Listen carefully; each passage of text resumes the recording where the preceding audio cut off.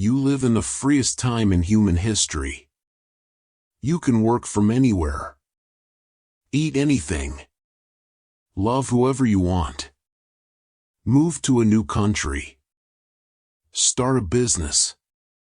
Change careers. Start over. Do nothing. Do everything. And yet, you're tired.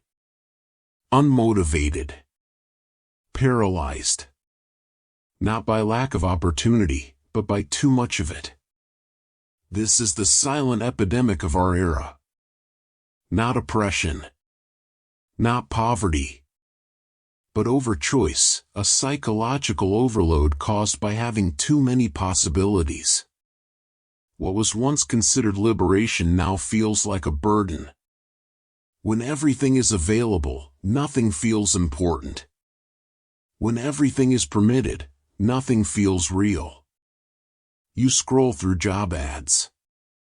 None feel right. You open your dating app. Swipe, swipe, swipe, but you feel less connected than ever. You write to-do lists and never start. You overthink every decision. You dream of having fewer choices, just to finally move forward. This book is for you. The freedom that traps. We've been taught that freedom is the ultimate goal. That the more choices we have, the happier we'll be.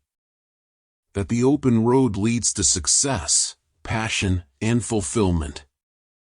But what if that's a lie? What if, instead of empowering us, unlimited choice weakens us? What if the very thing we worship, freedom, is the same thing that slowly erodes our strength, purpose, and ability to act? This is not a book against freedom. This is a book about understanding why freedom, without structure, becomes chaos. And why chaos breeds confusion, not clarity. A generation without direction. Look around. Anxiety is rising. Depression is common. Procrastination is a lifestyle. Burnout happens by 25. People switch careers like changing shirts.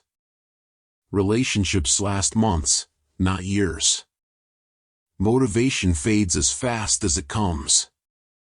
We are a generation with more tools, more information, more options, and yet we feel more lost than ever before. Why? Because the map is gone. The compass is broken. And nobody taught us how to navigate a world without borders. What this book will do. This book explores the paradox of modern life, how the culture of you can be anything quietly turns into you are nothing. We'll break down how too much choice damages your ability to decide. Why having no limits leads to emptiness. And how freedom without commitment leaves you drifting. You'll learn why freedom is only powerful when paired with responsibility. How to rebuild your inner compass in a world of noise. Simple, practical steps to train your willpower. How to make decisions with clarity, not fear. How to embrace fewer options and feel more alive. This isn't just theory. Every chapter will offer tools, reflections, exercises, questions to ask yourself, small actions that help you reconnect with meaning and direction. One warning. This book might challenge you. Not with difficult words or complex theories, but by making you pause, reflect, question things you've believed your whole life. If you're ready to trade shallow freedom for deep purpose, let's start. You have more power than you think. But first, you have to learn to choose it. Chapter 1. The Paradox of Freedom. The Dream That Backfired. For centuries, people fought for freedom. Political freedom. Religious freedom. Economic freedom. The dream was simple: once we are free, we will finally be happy. But now that we are free, we feel anxious, indecisive, and disconnected. Why? Because freedom without direction is like a car without a steering wheel. You're moving, but you don't know where you're going. Too much of a good thing. Imagine walking into a supermarket with 5 kinds of chocolate. You can easily choose the one you like. Now imagine 50 kinds. Suddenly, you freeze. You don't want to make the wrong choice. You compare ingredients, prices, brands. You doubt your taste. You leave the store with nothing. This is called choice overload. And it doesn't just happen with chocolate. It happens with careers, partners, lifestyles, identities. The more options you have, the harder it becomes to commit to any of them.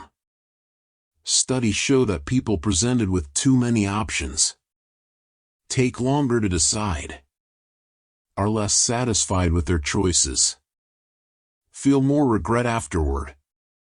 Freedom becomes a trap, not because it's bad, but because it's unchecked.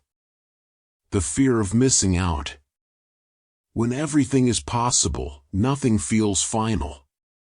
You say yes, but secretly want to keep your options open.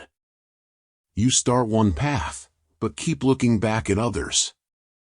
You're haunted by what if. This is the fear of missing out, FOMO, a modern disease fueled by too much freedom. And it weakens your ability to live in the present, focus deeply, and build anything lasting.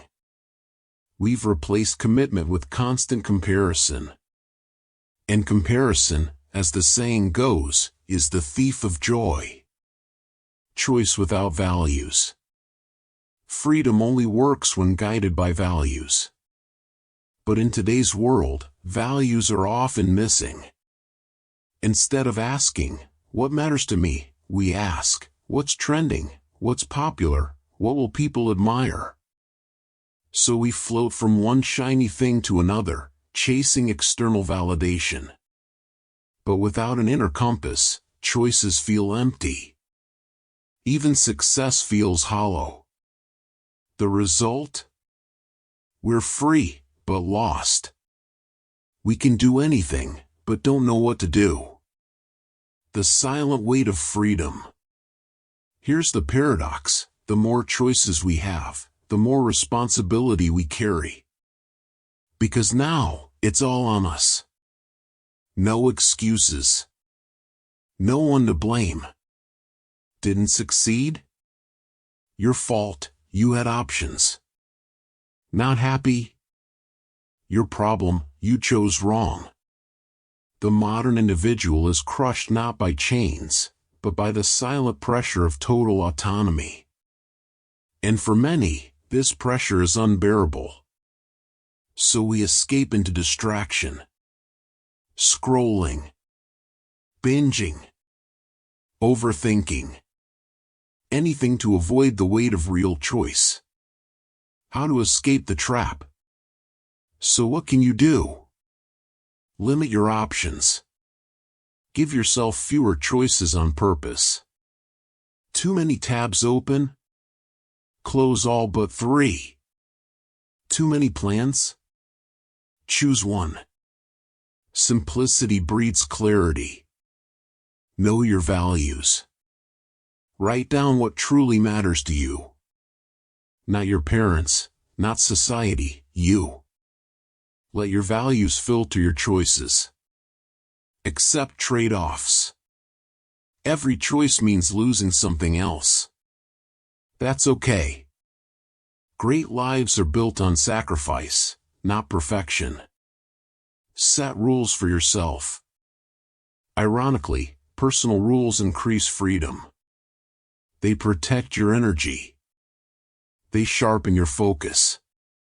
They make you stronger, not weaker. Commit boldly. Stop waiting for the perfect path.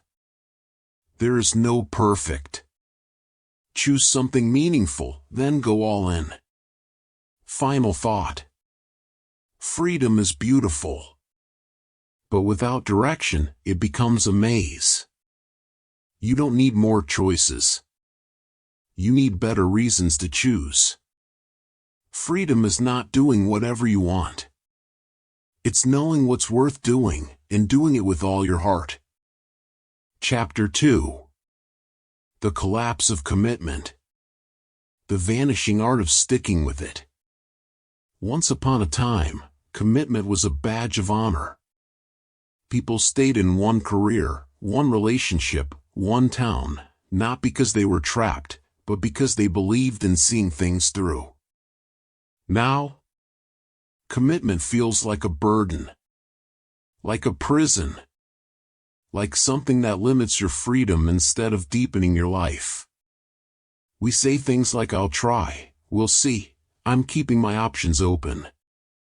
We start a project and abandon it halfway. We fall in love and fall out within months. We treat life like a trial period we can cancel at any time. But here's the truth: no real growth happens without commitment. No deep connection, no true mastery, no lasting meaning. Why commitment scares us. So what happened? Why are we so afraid to commit? The pressure of perfection. We wait for the perfect person, job, place, or timing. And when it's not perfect, we quit. But perfection is a myth. And chasing it only leads to emptiness. The addiction to novelty. New feels exciting. But excitement fades. Commitment asks us to stay when things get boring, uncomfortable, or difficult, and that's where the real transformation begins. The fear of missing out. What if something better comes along? So we hesitate. We delay. We half commit. But living on the edge of decision keeps you from ever going deep. The worship of freedom. We've been told that freedom means no ties, no rules, no limits. But that version of freedom keeps you shallow. Commitment gives you roots. The cost of avoiding commitment. Without commitment, relationships stay surface level. Work becomes just a paycheck. Goals stay dreams. Self-doubt grows louder. Life loses its narrative. The truth is, freedom without commitment leads to emotional exhaustion. You're constantly switching, constantly starting over, never building something solid. You don't feel free. You feel fragile. Commitment is power.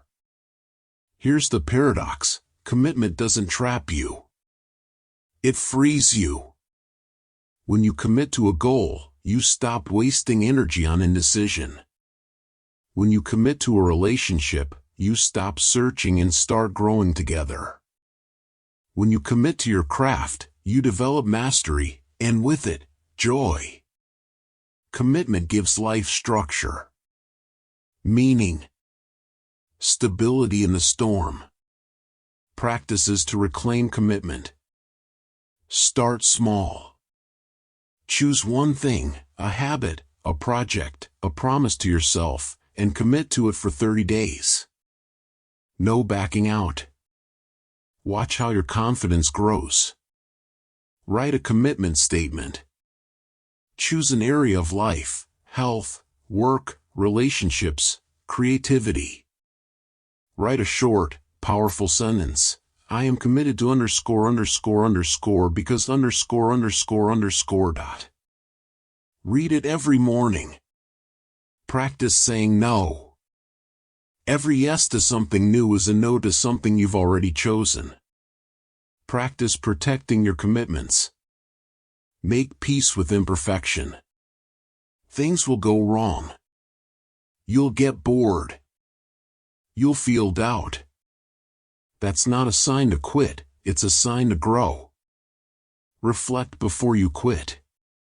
When tempted to give up, ask, am I leaving because this isn't right, or because it's hard? If it's hard, lean in. Final thought. We crave depth, meaning, and strength. But depth requires time. Meaning requires devotion. And strength is born from staying. Freedom is not about floating. It's about choosing something worth standing on and building from there. Don't be afraid to commit. Be afraid of a life without anything worth committing to. Chapter 3. The Anxiety of Infinite Possibility. When everything is possible. In the past, your path was more or less chosen for you. You inherited your family's trade. You married someone from your village. You lived a predictable life. Today, you can become anything. Go anywhere. Love anyone. Learn everything. Sounds like paradise. But it often feels like pressure. The more possible paths, the harder it becomes to choose one. Every decision feels huge. Every step feels uncertain. What if I'm wrong? What if I miss something better? This is the hidden anxiety of modern life. Not the lack of opportunity, but the overload of it. The tyranny of the possible. We like to believe that having more options gives us more freedom. But in reality, it gives us more stress. Every time you scroll through job listings, dating profiles, courses, cities, lifestyles, you're reminded of everything you're not doing. And that creates a constant background noise in the mind. Am I making the most of my life? What if I'm wasting my potential? Is this really the right choice? Instead of feeling excited by our options, we feel haunted by them. The illusion of the perfect life. Social media has made this even worse. You see someone traveling the world. Someone building a startup. Someone else becoming a yoga teacher in Bali. All of it looks amazing. But what you don't see is the cost. The effort. The loneliness. The burnout. You only see the highlight reel and compare it to your behind the scenes. You start to believe that somewhere out there is the perfect life, and that it's your fault for not finding it. That belief is a lie. And it's destroying your peace. The paralysis of too many doors. Imagine standing in a hallway with 100 doors. Behind each one is a different version of your future. Which do you choose? You hesitate. You overthink. You feel anxious. So you just stand there. And the longer you wait, the harder it becomes to move. This is called decision paralysis. And it's not laziness, it's the emotional cost of too much potential. You can't fully live any life while trying to live all of them at once. How to deal with infinite possibility. Accept that you can't do everything. You are a limited being. And that's a good thing. Limits give your life shape. Meaning is found not in doing everything, but in doing something well. Make peace with missing out. FOMO only exists if you believe you could have it all. But you can't. Nobody can. What you miss out on isn't loss, it's focus. Choose good enough over perfect. Perfect is a fantasy. Good enough gets things moving.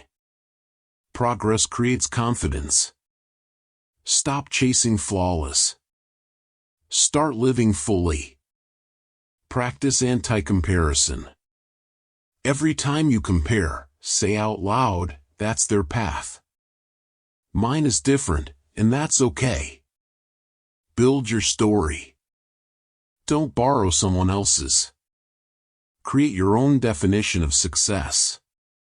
Stop measuring your life by society's checklist. Define success in your own terms. Is it peace? Growth? Love? Purpose?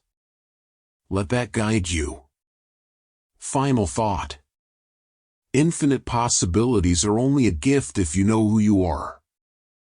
Otherwise, they become a curse, 1,000 mirrors reflecting what you're not.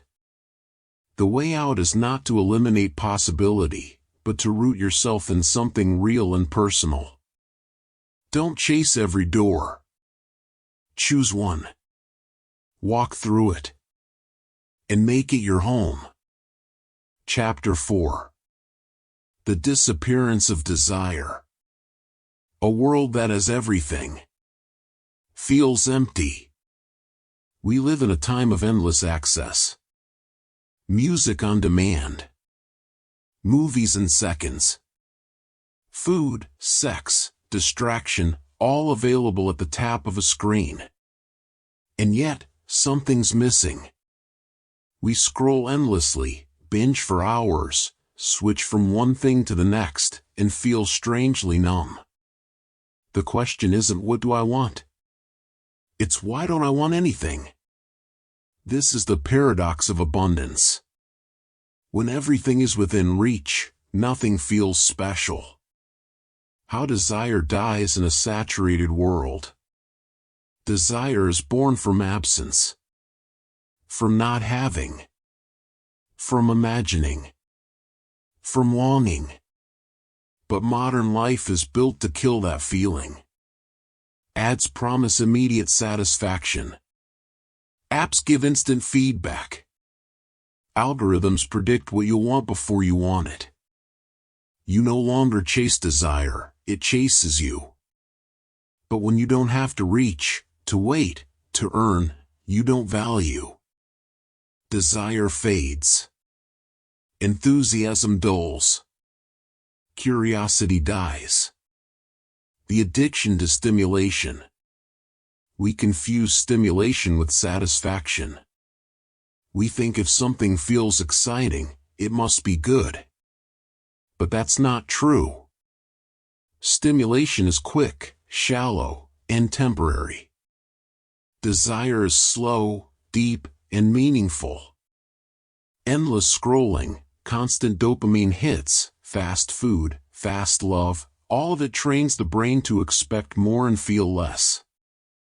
Over time, you lose the ability to focus deeply, crave deeply, enjoy slowly. You become emotionally undernourished, always fed, never full. When everything is allowed, nothing feels sacred. Desire used to have boundaries. Sex meant intimacy. Food was a ritual. Entertainment was a rare treat. Choices came with weight. Now, everything is available, casual, on demand. But with that ease comes loss, the loss of mystery. Mystery is what gives desire its power. When you strip everything of mystery, you also strip it of magic. How to rekindle desire. Fast from pleasure. Take regular breaks from easy dopamine. Turn off your phone. Skip dessert. Go without background noise. Let your mind hunger, and then feed it something real. Make things harder on purpose. Cook from scratch. Read a real book. Build something with your hands. Walk instead of scroll.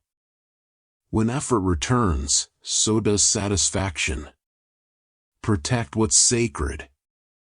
Choose a few things, a morning ritual, a weekly dinner, a person, a space, and treat them as sacred. No shortcuts. No multitasking. Just presence. Pursue, don't just consume. Instead of waiting for life to entertain you, go after something. A skill. A project. A relationship. Desire grows when it has direction. Give yourself something to long for. Plan something meaningful and let yourself anticipate it. Longing isn't weakness, it's fuel for the soul. Final thought. Desire isn't dead, it's buried under noise. Beneath the distractions, the excess, the numbness, your heart still knows what it wants. To feel alive again, you don't need more options. You need more meaning. Turn down the volume of the world. Listen closely. Desire is whispering. Chapter 5. The fear of choosing wrong. The weight of every decision. In a society where you can do anything, every choice begins to feel massive. What career should I pursue? Where should I live? Who should I be with? What should I believe? And beneath each question echoes a darker one. What if I get it wrong? This is the new form of anxiety, not having no choices, but being terrified of making the wrong one. Because if you can have anything, and you're still not happy, then who's to blame? You. Why we're so afraid to choose?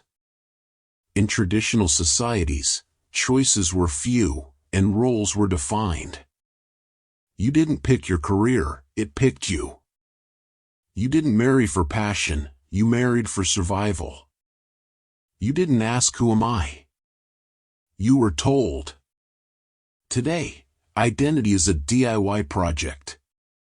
You're told to be yourself, but no one tells you what that means. You're told you can be anything, but no one tells you it's worth being. So, we delay. We hesitate. We procrastinate. Not because we're lazy, but because we're scared to commit. Commitment equals loss. Every time you choose one path, you say no to countless others. And that can feel like death. Choose one partner, and you'll never know what life with someone else could have been. Choose one job, and you'll never know the feeling of the others. Choose one city, one goal, one passion, and you must let go of the rest. This is called opportunity cost. And it's paralyzing when your identity is wrapped up in making the best choice. So instead of choosing, we keep our options open forever. And in doing so, we choose nothing. The myth of the perfect choice. Perfection is a lie we use to avoid risk. We tell ourselves we're just waiting for the right moment, the right partner, the right calling. But perfect never comes. The truth is, every job has hard days. Every relationship has conflict. Every dream takes effort. Every life path includes regret. What matters is not making the perfect choice, but making your choice work over time. How to move past the fear of choosing wrong. Accept that regret is inevitable. Every life includes moments of what if. That's not failure, that's reality. You can regret less by fully living more. Shrink the decision. Don't think of it as the rest of your life. Think of it as your next step. Most decisions are reversible. Action brings clarity. Practice good enough thinking. Stop aiming for the best and aim for what fits right now. You'll learn, grow, and adjust along the way. Choose based on values, not fear. Ask, does this align with who I want to be, instead of what will people think, or what if I fail? Close doors proudly. Choosing one thing means letting others go. Don't mourn that, celebrate it. You've taken control. You've committed. Final thought. Choice is power, but also responsibility. And responsibility is heavy. That's why we avoid it. But real freedom doesn't come from avoiding choice. It comes from owning it. You don't need certainty to move. You need courage. Choose. And then pour yourself into that choice. That's how meaning is made. Chapter 6.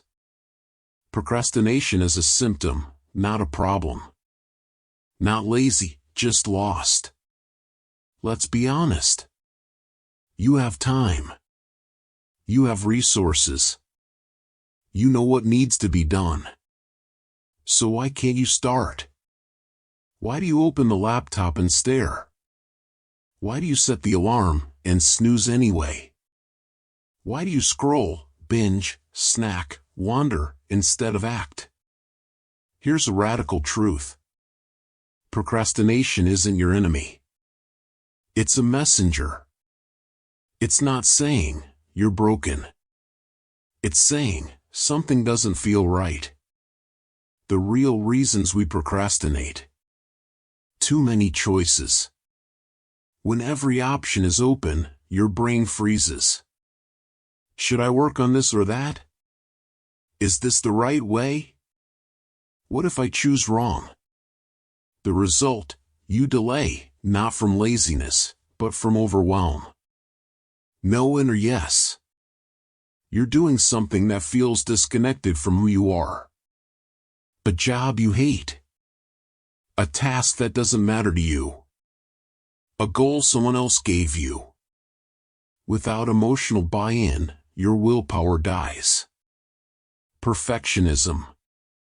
You don't want to do it, you want to do it perfectly. And since perfect is impossible, you delay starting. You delay finishing. You stay stuck.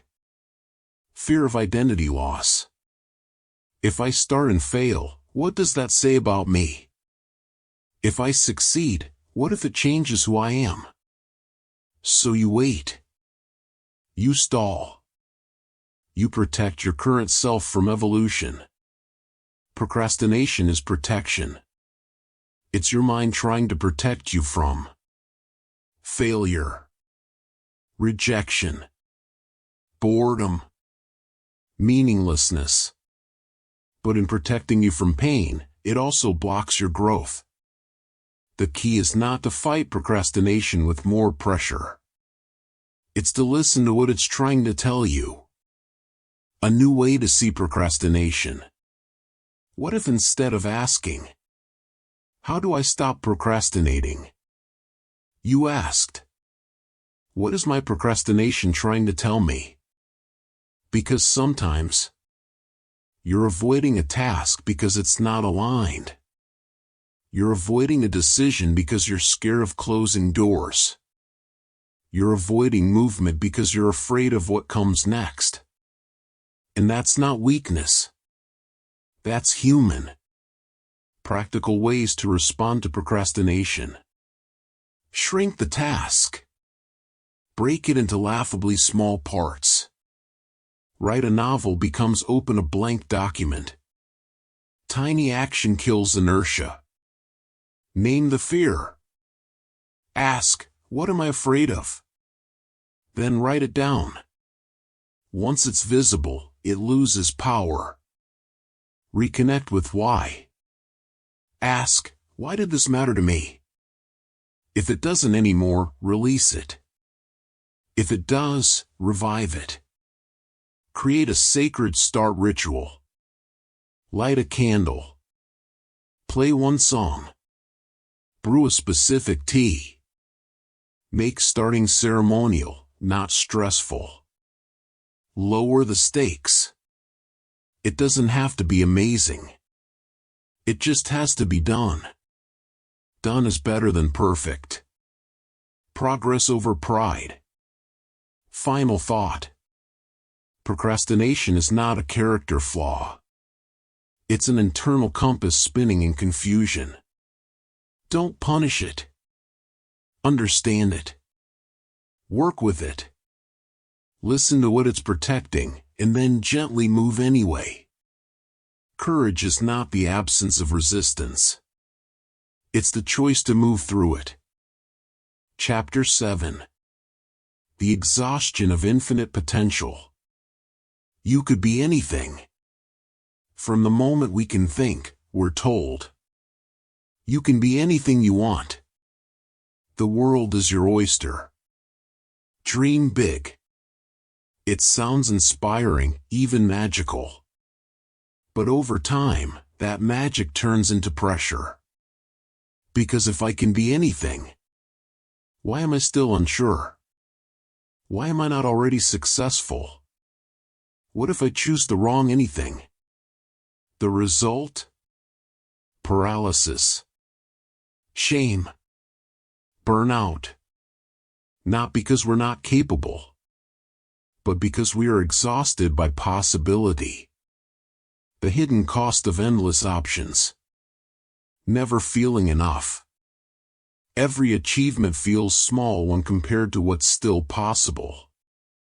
You got a promotion, but didn't start your own company. You finished a book, but didn't write a bestseller. You're happy, but not extraordinary. The myth of wasted potential. You had so much potential. It's meant as a compliment, but it's a curse. Potential becomes a measuring stick that grows longer the more you achieve. And suddenly, everything you are isn't enough. Permanent performance mode. If I have endless possibilities, I should be doing more. Creating more. Improving more. Hustling more. Rest becomes guilt. Leisure becomes shame. You are no longer allowed to just be. When potential becomes a burden. Potential is meant to empower. But when it becomes infinite, it starts to feel like a debt you must repay. You start living for the future version of you that doesn't exist yet. The invisible audience watching your every move. The internal voice saying, not good enough. Do more. This isn't growth, it's mental warfare.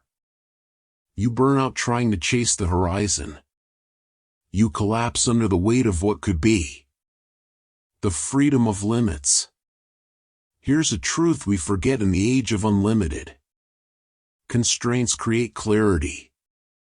When there are boundaries, you know where to focus. When you say no to most things, your yes has power. When you stop needing to be everything, you get to be someone. Limits aren't weakness, they're tools. They give you structure, direction, purpose. And ironically, they set you free. How to cope with the pressure of potential. Redefine success. Not as doing the most, but as doing what matters, deeply. Ask, what do I value? What brings me alive? Choose one path, for now. You don't have to be everything all at once. Pick one direction. Follow it fully. You can evolve later. Celebrate small wins. Stop waiting for the life-changing moment. Celebrate the call you made. The sentence you wrote. The boundary you set. Disconnect from infinite you. That version in your head who's richer, fitter, happier, more admired, let them go. Return to the real you, the one breathing right now. Rest without guilt. You are not a machine. You are not a brand. You are a person. And people need stillness to grow. Final thought. You don't owe the world infinite output. You don't need to prove your worth by becoming everything at once. True strength is not found in chasing infinite versions of yourself. It's found in choosing one, and living it fully, honestly, and unapologetically. Let your life be real, not perfect. And let your potential be a gift, not a prison. Chapter 8. Rebuilding the Inner Compass. The noise outside. Every day, you are told who you should be, what success looks like, what to buy, chase, dream about. From influencers to algorithms to well-meaning family, the world shouts directions. And in all that noise, one voice grows quiet, yours. Not your persona, not your career mask. Your true inner compass. That gentle, silent force inside you that says, "This is right. This is not me. Go there." The culture of freedom has given you the world, but it has also drowned your signal. Now it's time to rebuild it. What is the inner compass? The inner compass is your personal system of values, priorities, instincts, intuition. It's how you know what to choose, even when every door is open. It's what allows you to say, "I could do that, but I don't want to." It's not loud. It's not always logical. But it's always honest. Why we lost it? External overload. When you're constantly consuming others' ideas, you forget your own. We read so much, scroll so fast, ask for advice so often, we mute our internal wisdom. Fear of being wrong. What if my compass leads me somewhere others don't approve of? What if I choose something that doesn't make sense? People-pleasing. Many of us were trained from childhood to do what others expect. Over time, we forget how to make decisions for ourselves. Too many good options. It's easy to follow your compass when there's a clear right and wrong. But when everything is good, jobs, cities, partners, you need inner clarity more than ever. How to rebuild it? Practice stillness. Not meditation, unless you want that, just silence. No phone. No input. Just sit. Let your thoughts drift. Let what matters rise to the top. Feel the body, not just the brain. Your body reacts before your logic does. Does this choice feel open or heavy? Energizing or draining? Name your real values. Not what looks good on a resume.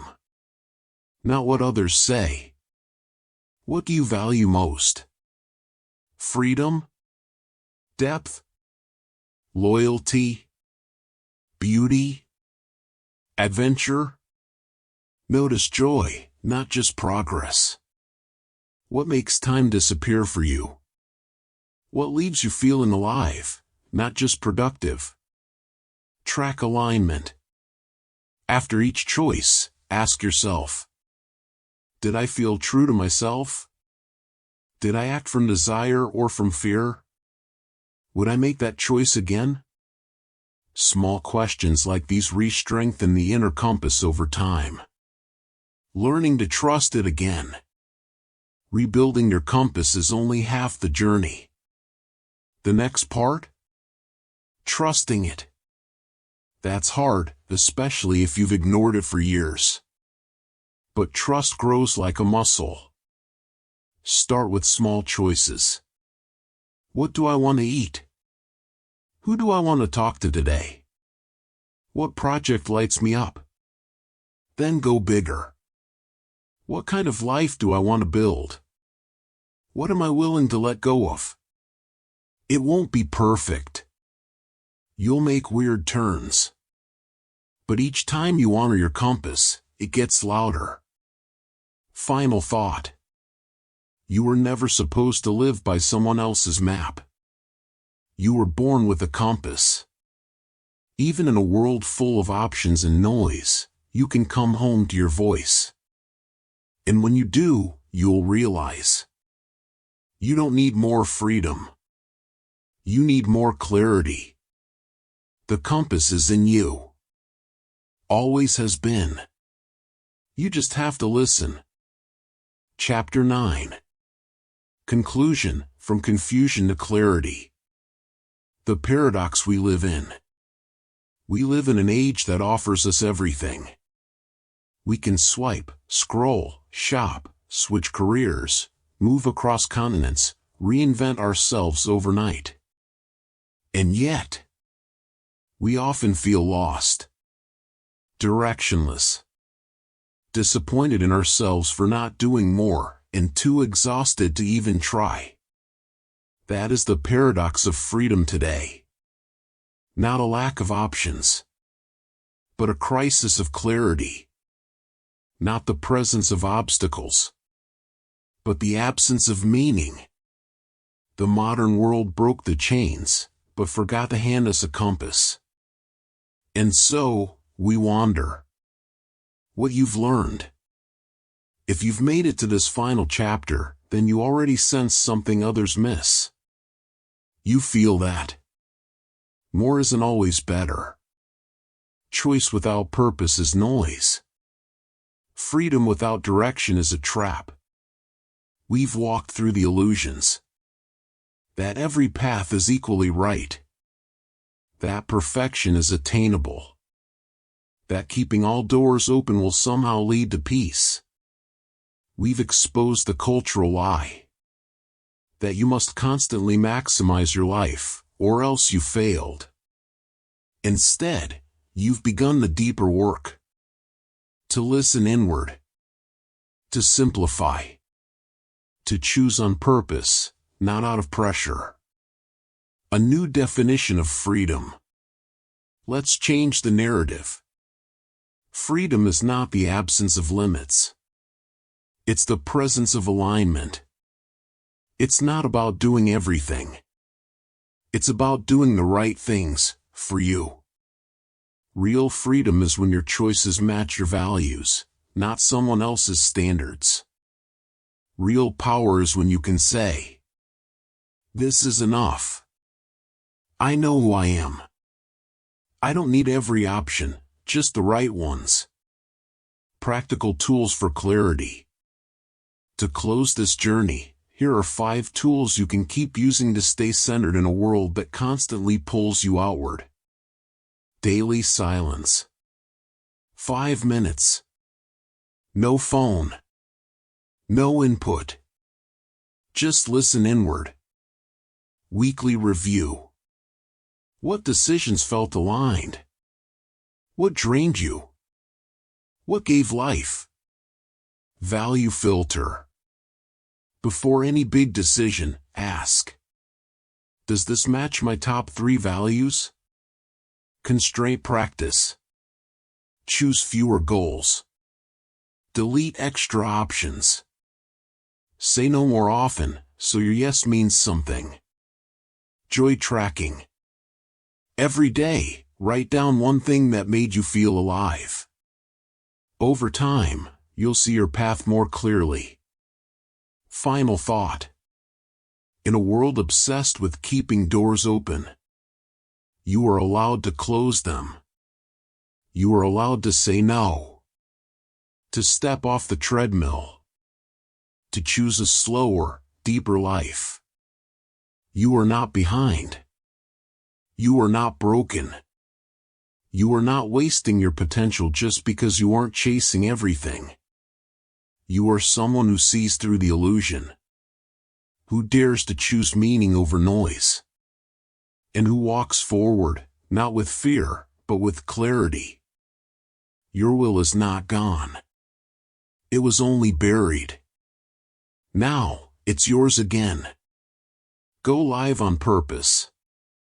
If you'd like, I can help you with a title page and back cover blurb, a formatted version of the whole book in one document, marketing copy or social media posts to promote it. Just say the word,